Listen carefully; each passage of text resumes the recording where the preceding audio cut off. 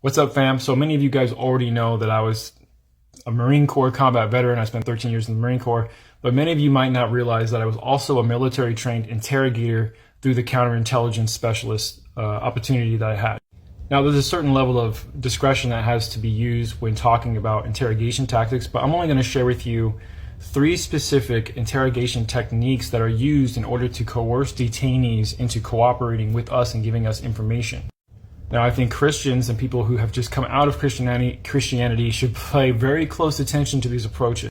So what is an approach? An approach is simply an attitude, a demeanor, and a way of presenting yourself to the detainee depending on what approach you think will most work the best for the specific situation you're in. Sometimes they need to be sweet talked, sometimes they need to be scared. It depends completely on the detainee and the scenario. But I'm going to share with you those 3 approaches that I think every Christian should know about interrogation. The first approach is called the we know all approach. And the way this works is the interrogator has just enough information about the detainee's family, their work life, some of their history, what they were involved in recently, to convince the detainee that we know everything about them already.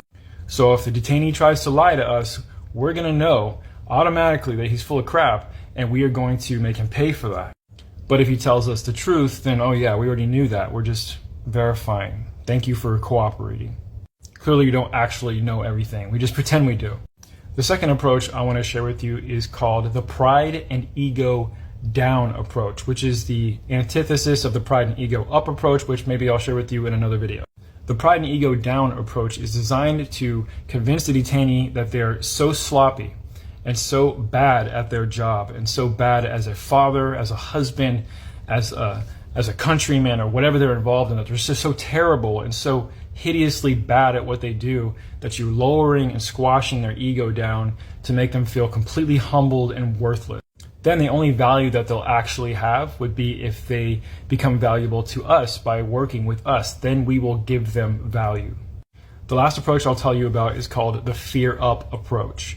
Now, in the fear up approach, you come into the interrogation room with the detainee and you're just loud and angry and aggressive, and you use volume and just furious energy to convince this detainee that they are going to be in trouble and hurt possibly even by you if they don't cooperate.